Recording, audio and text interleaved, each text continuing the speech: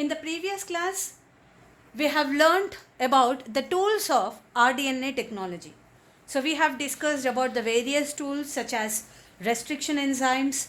We spoke about vectors, cloning vectors, and we have also learnt about the techniques such as gel electrophoresis, and we have also learned some techniques for the transfer of the gene of interest or the recombinant DNA into the host cells. So we have learned some biological methods, physical methods, and also chemical methods.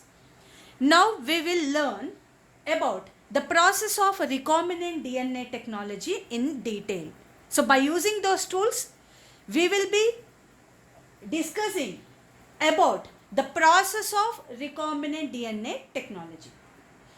So in the process, there are 6 steps. So let's talk about the first step. The first step is isolation of genetic material. So imagine this is a cell, right? Imagine it's a human cell. So imagine this is a human cell. So in the human cell, in the nucleus, you can find this genetic material. This is all the DNA. And here, imagine there is a gene. So this I have highlighted with the black color. Now this gene, it codes for the synthesis of protein. So this gene, after undergoing expression, transcription, translation, it produces, imagine, the protein insulin. So right. Now, my objective is, I want this insulin protein to be produced in large quantities.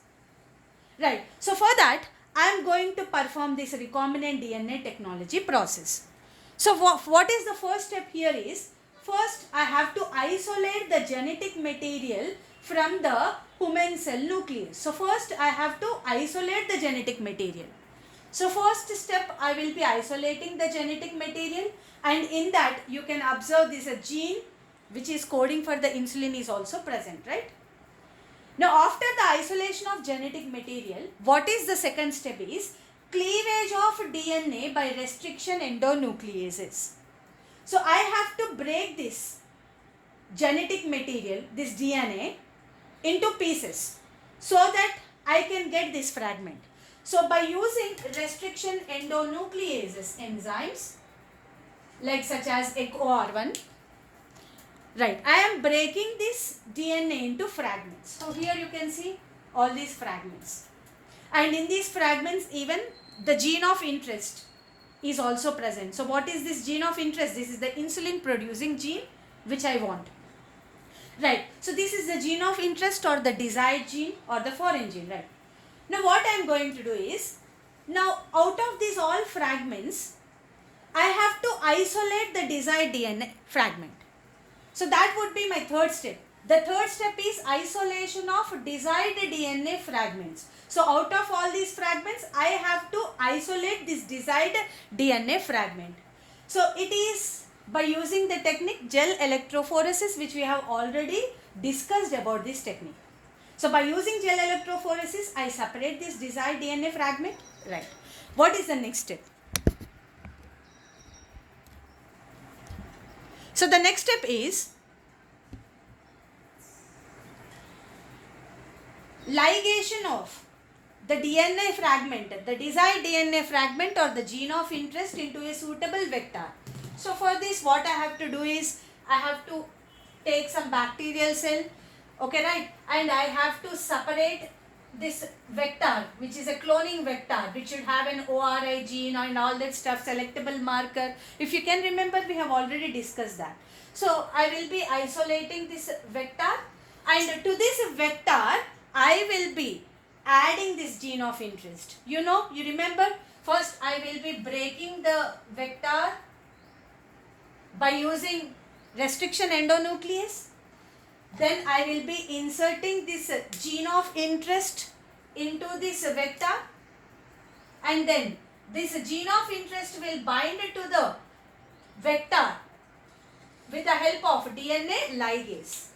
Now what is formed is a recombinant DNA is formed. So we calling it as a recombinant DNA.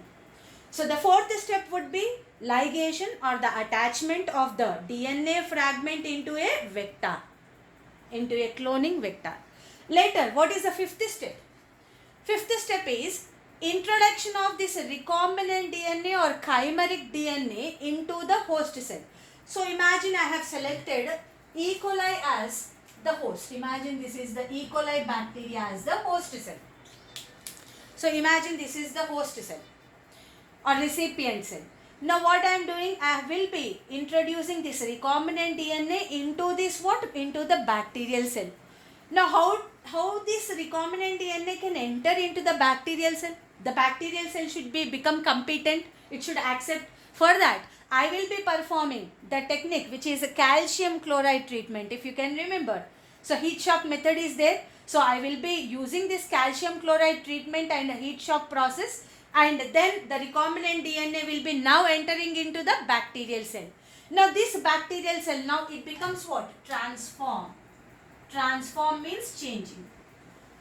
Now this, when the recombinant DNA enters into the bacterial cell, now we calling it as what? The bacterial cell is a transformed cell. Now right, after this what we will be doing is the last step.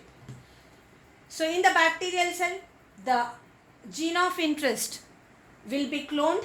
The number of the gene of interest will be increasing, and at the same time gene expression is also taking place, producing which protein? Insulin protein.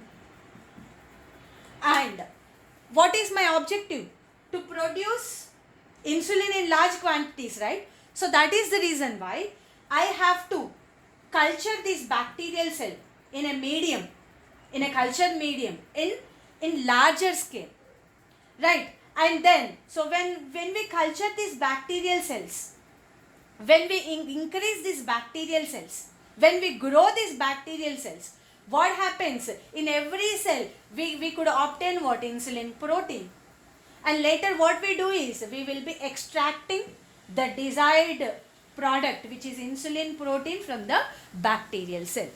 So these are all the 6 steps which we will be observing in the rDNA technology process. So the first step would be isolation of the genetic material, then cleavage of the DNA by restriction endonucleases, then isolation of desired DNA fragment. So here we will be using a technique gel electrophoresis, and then what is the next technique is, next process is ligation of DNA fragment into a suitable vector, then introduction of rDNA into the host.